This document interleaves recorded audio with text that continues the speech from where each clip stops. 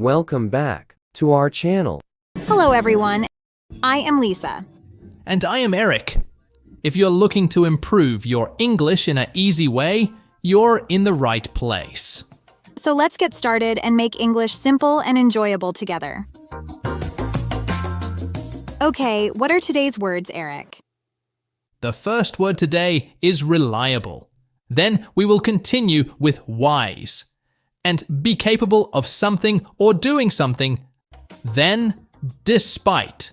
And the final one is to make matters worse. Let's start with the first word, Eric.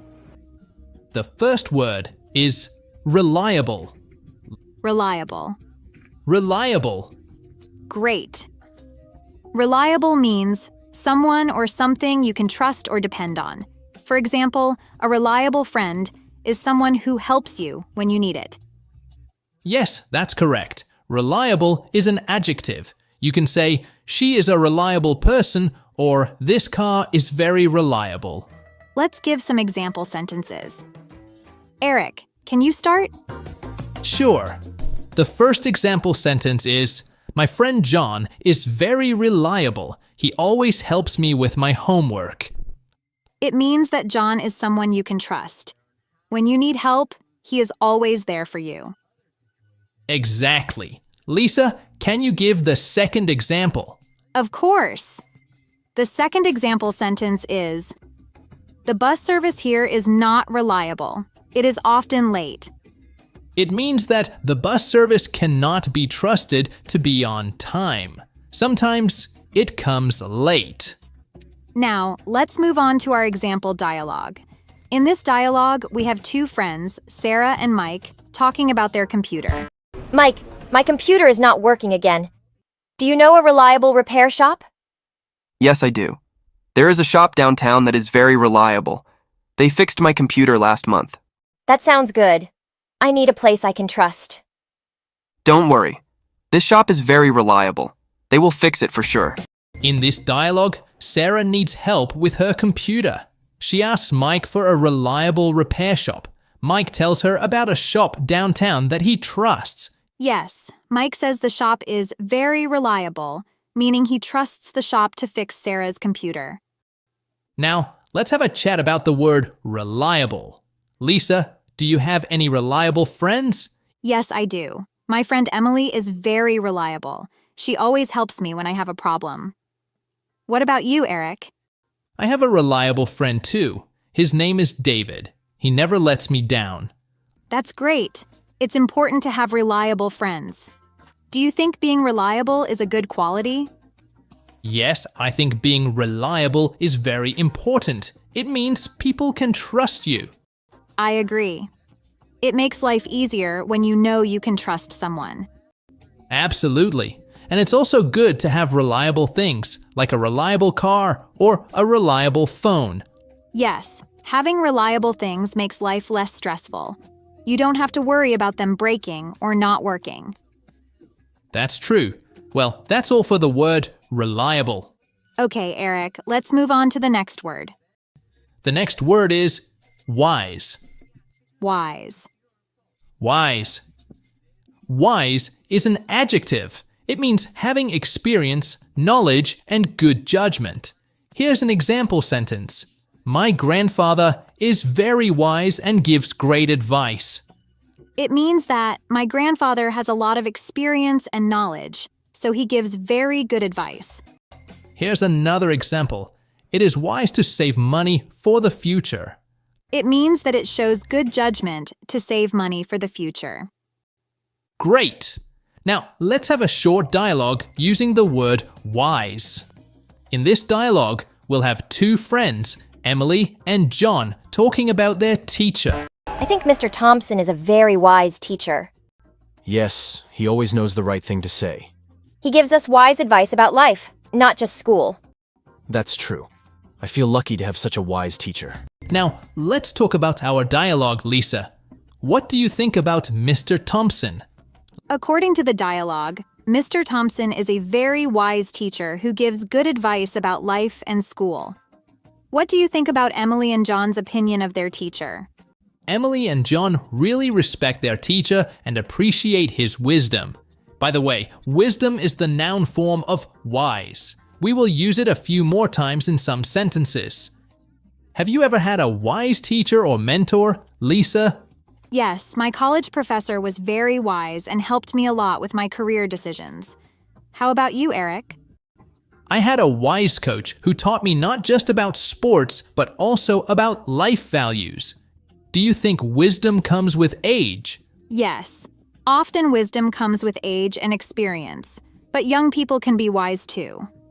What do you think? I agree. Wisdom can come from different experiences, not just age. Absolutely. Okay, anything else you want to add about our word today? Just remember that wise means having experience, knowledge, and good judgment. It's a useful adjective to describe someone who makes good decisions. It's a good summary. Okay, what is the next word, Eric? The next word is to be capable of something or doing something. Okay, let's explain what to be capable of means. It means to have the ability or skill to do something. When we say someone is capable of something, we mean they can do it. Now, let me give an example sentence. John is capable of speaking 3 languages. Good example. It means that John has the ability to speak 3 different languages. Here's my example. The new car is capable of reaching high speeds. Great one. It means that the new car has the ability to go very fast. Now, let's talk about how to use this phrase. We say to be capable of, and then we can use either a noun or a verb with ing. That's right. For example, we can say capable of success or capable of succeeding. Both are correct. Good point, Eric. Now let's listen to a short dialogue using our phrase to be capable of. Hey Emma, do you think I'm capable of running a marathon? Well, you're very fit. I think you're definitely capable of training for one. Thanks. I wasn't sure if I was capable of such a big challenge. You're more capable than you think, Mark. Just start with small steps. That was a great dialogue. Mark and Emma used our phrase capable of several times. Yes, they did. Eric, do you think you're capable of running a marathon? That's a good question, Lisa. I think I'm capable of training for one, but I'm not sure if I'm capable of finishing it yet. I understand. I think after training, you can. Okay, so what do you think you're capable of doing well, Eric?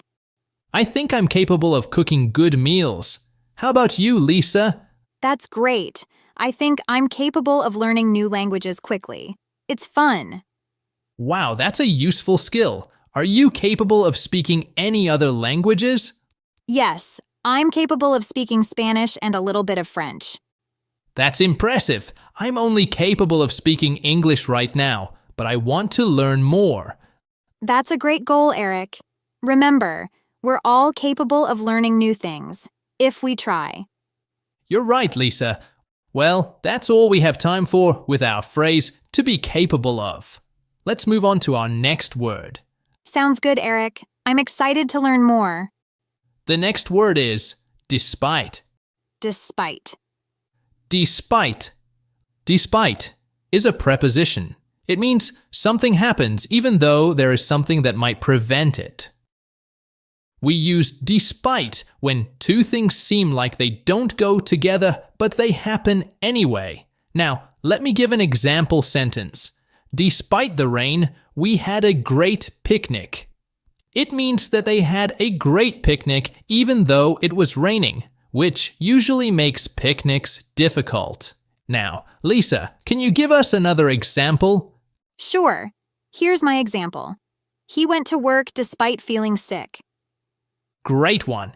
It means that he went to work even though he was not feeling well, which usually keeps people at home. Now, let's talk about how to use this word. Despite is usually followed by a noun or a noun phrase. If we want to use it with a verb, we need to use ing forms of the verb. For example, we can say, despite the cold weather, or despite feeling cold. Both are correct. Good point, Lisa. Now let's listen to a short dialogue using our word despite. Hi, Tom. How was your vacation? It was great, Sarah. Despite the bad weather, we had a lot of fun. Oh no, was it raining the whole time? Yes, but despite the rain, we visited many interesting places. Wow, that's good to hear. I'm glad you enjoyed it, despite the challenges. That was a great dialogue. Tom and Sarah used our word despite several times. Yes, they did. Eric, have you ever had a good time despite bad weather? Yes, I have. Last summer, I went camping despite the forecast for rain. It rained a lot, but we still had fun in our tent. That sounds nice. Did you do any activities despite the rain? We played card games in the tent and told stories. Despite not being able to go outside much, we laughed a lot. That's great. I once went to a concert despite having a headache. The music was so good that I forgot about my pain. Wow, that's interesting. Did you enjoy the concert despite your headache? Yes, I did. The fun of the concert was stronger than my headache. Have you ever done something despite not feeling well, Eric? Once, I went to a friend's birthday party despite having a cold. I didn't want to miss it, so I went anyway. That was nice of you. I'm sure your friend was happy despite your cold. Yes, they were. Well, I think we have explained despite fairly enough. Okay, we have reached our last word today. What is the last word, Eric? The last word is to make matters worse. To make matters worse. To make matters worse is a phrase. It means to make a bad situation even worse. Let me give an example so our listeners can understand it better. I was already late for work, and to make matters worse, my car broke down. It means that being late for work was bad, but the situation became even worse when the car broke down. Here's another example. She forgot her homework, and to make matters worse, she lost her notes. It means that forgetting her homework was bad, and the situation became worse when she lost her notes. Now, let's briefly discuss some grammar related to make matters worse. This phrase is an idiom and is used to introduce a new problem that makes the current situation even worse. It is often used at the beginning of a sentence. Now, let's have a short dialogue using the phrase to make matters worse. In this dialogue, we'll have two friends, Jane and Tom, talking about their day. How was your day, Tom? It was terrible. I missed the bus this morning, and to make matters worse, I forgot my wallet at home. Oh no, did you manage to get to work on time? No, I was late. And to make matters worse, my boss was not happy about it. That sounds really tough. I hope tomorrow is better. Now, let's talk about our dialogue. Lisa, what do you think about Tom's day? Tom had a very bad day. Missing the bus and forgetting his wallet made things worse, and his boss being unhappy made it even more difficult. What do you think about the impact of multiple problems on Tom's day? It's clear that each problem made the situation worse for Tom. Have you ever had a day where one problem after another made matters worse, Lisa? Yes, I once lost my keys, and to make matters worse, my phone battery died, so I couldn't call for help. How about you, Eric? I had a day where I spilled coffee on my shirt, and to make matters worse, I had an important meeting right after. Do you think it's important to stay positive in such situations? Yes, staying positive can help manage stress and find solutions. I agree. Keeping a positive attitude can make it easier to handle problems. Exactly, Eric. All right, we have reached the end of our podcast today. Yes, Lisa, time flies during our podcasts. That's very true. Well, thank you for listening to Simply Explained English. We hope you learned something new today. Don't forget to subscribe and like our videos. Until next time, keep practicing and have fun with English. Bye for now and happy learning. Bye-bye. I am Lisa. And I am Eric. Whether you're a student, a professional, or just someone who loves learning English, this podcast is for you. So let's get started and make English simple and enjoyable together. What are the words today, Eric? The first word today is odd. Then we will continue with to sneak and stick to, then a long way to go. And the final one is make a long story short. Okay, Eric. Let's start with the first word. The first word is odd. Odd. Odd. Odd has two main meanings. First, it can mean strange or unusual. Second, it can refer to numbers that can't be divided evenly by 2. We'll focus on the first meaning, strange or unusual. Now, let me give an example sentence. It was odd to see snow in summer. Good example. It means that seeing snow in summer is strange or unusual because it doesn't normally snow in that season. Exactly. Can you give us another example, Lisa? Sure. Here's my example. The old house made odd noises at night. Great one. It means that the noises from the old house were strange or unusual, probably a bit scary or unexpected. Now, let's talk about how to use this word. Odd is an adjective, so we use it to describe nouns. We can say an odd person or an odd situation. That's right. And remember, we don't change the form of odd. We don't say odder or oddest. Good point, Eric. Now, let's listen to a short dialogue using our word odd. Hey, Sarah, did you see that man with the purple hair? Yes, I did. It looked a bit odd, didn't it? I thought so too. And did you notice his odd shoes? One was red and one was blue. Wow, that is odd. But you know what? I kind of like it when people dress in odd ways. Really? I guess it does make life more interesting. Tom and Sarah used our word odd several times. Yes, they did. Eric, have you ever seen someone dressed in an odd way? Yes, I have. Once I saw a man wearing a suit made entirely of newspapers. It was very odd. That does sound odd. Did you think it was funny or strange? I think it was strange, but also creative. Have you ever done anything that others might think is odd, Lisa? Well, I once dyed my hair green for a day. My friends thought it was very odd. Green hair? That is odd. Did you like it? Yes, I did. It was fun to do something odd for a change. Do you think you would ever do something odd like that? Maybe. I think it's good to be a little odd sometimes. It makes life more fun. I agree. Being odd can be a good thing. It means you're unique.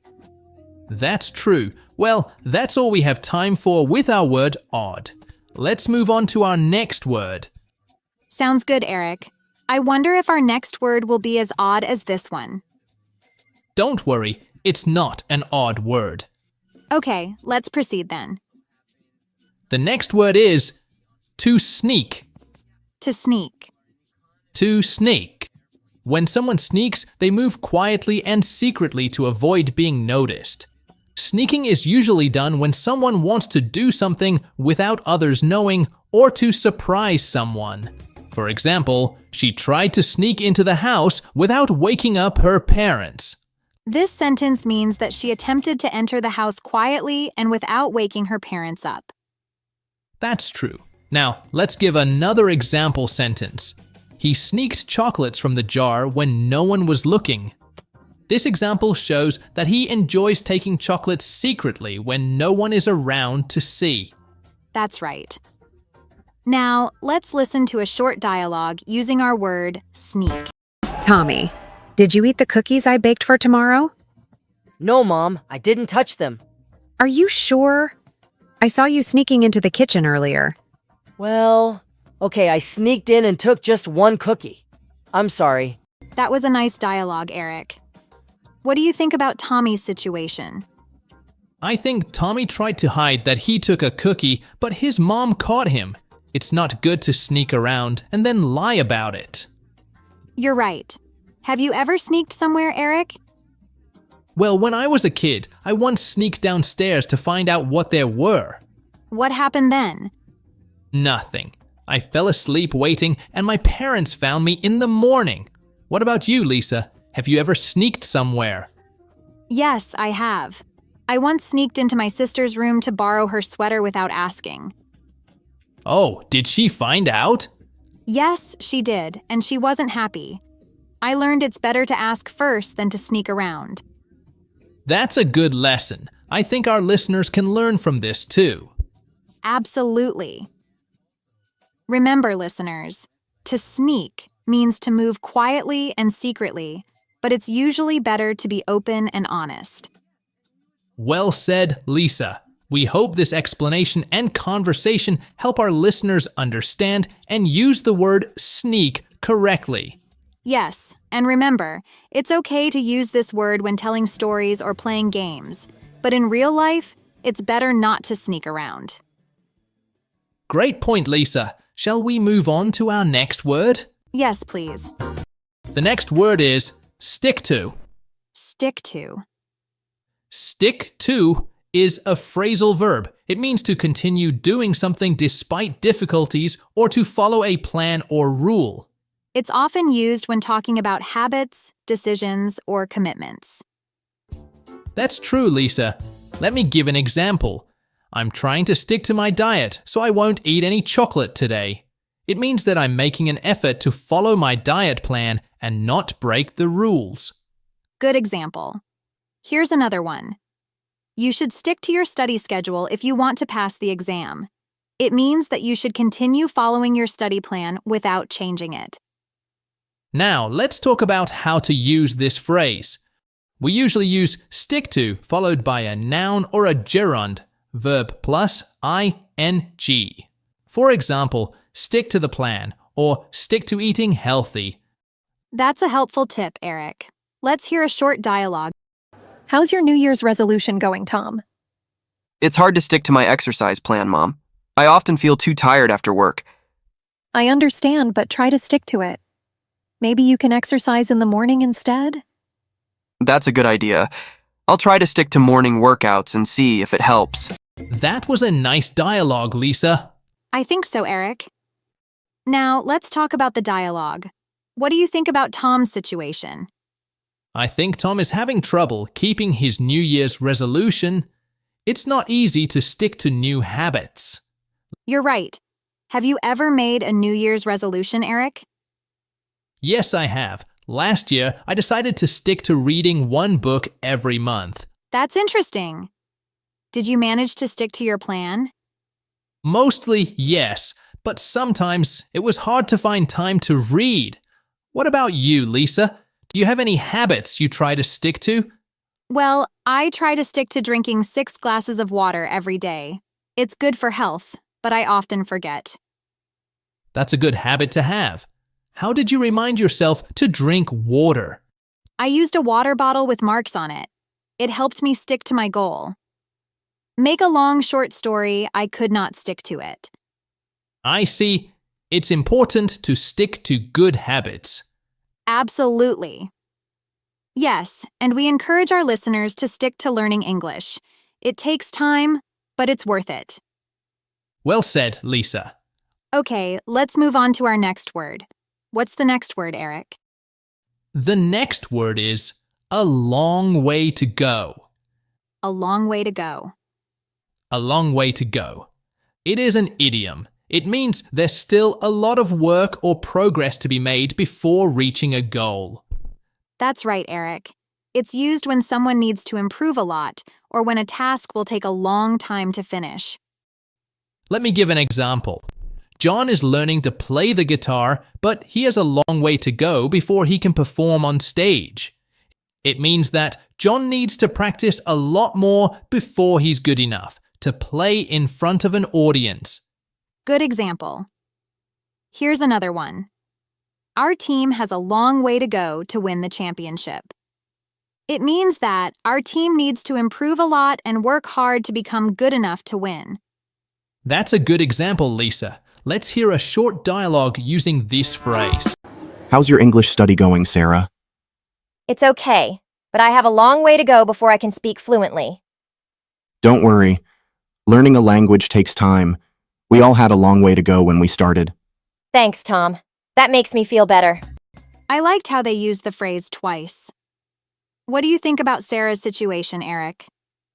I think Sarah feels a bit worried about her English. She knows she needs to improve a lot. Yes, that's right. But Tom is very kind. He tells Sarah not to worry. Do you think that's good advice?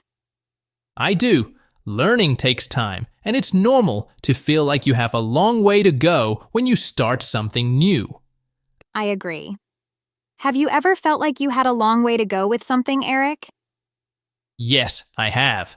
I had a long way to go when I started learning to cook. My first meals were not very good. Oh, I can imagine. But now you're a good cook now, right? I'm much better now, thanks. It just took time and practice. What about you, Lisa? Well, I'm learning to play tennis. I still have a long way to go before I can play well, but I'm enjoying the process. That's great, Lisa. Remember, it's okay to have a long way to go. The important thing is to keep trying and learning. You're right, Eric. Thank you for that reminder. I think our listeners can learn from this too. Absolutely. And remember, everyone has a long way to go when they start learning something new. It's part of the journey. Okay, Eric. We have reached our last word today. What is the last word? The last word is make a long story short. Make a long story short. Make a long story short. This idiom is used when you want to give the main point of a story without all the details. It means you are summarizing something to keep it brief.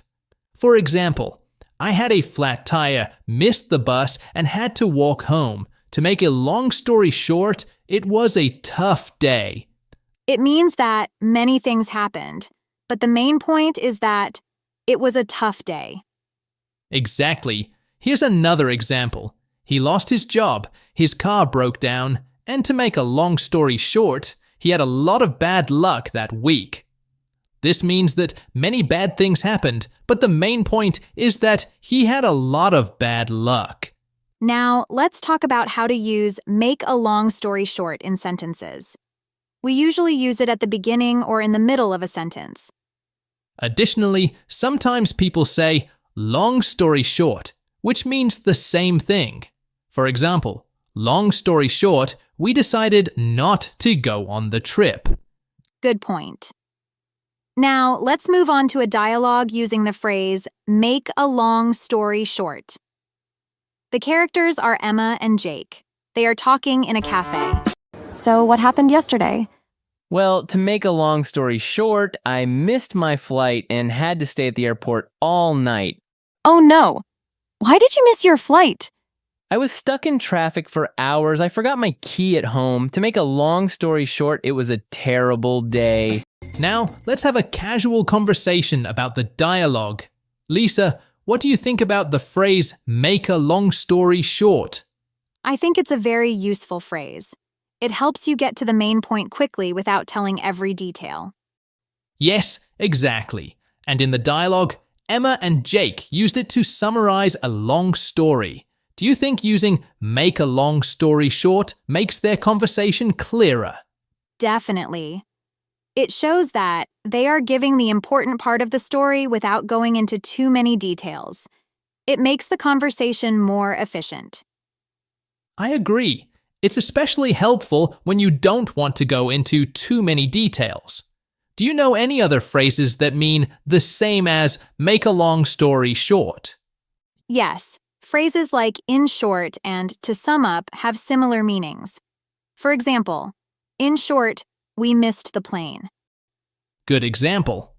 Okay, we have reached the end of today's episode. That's it for today's episode. Thank you for listening to Simply Explained English. We hope you learned something new today. Don't forget to subscribe and like our videos. See you next time. Bye-bye.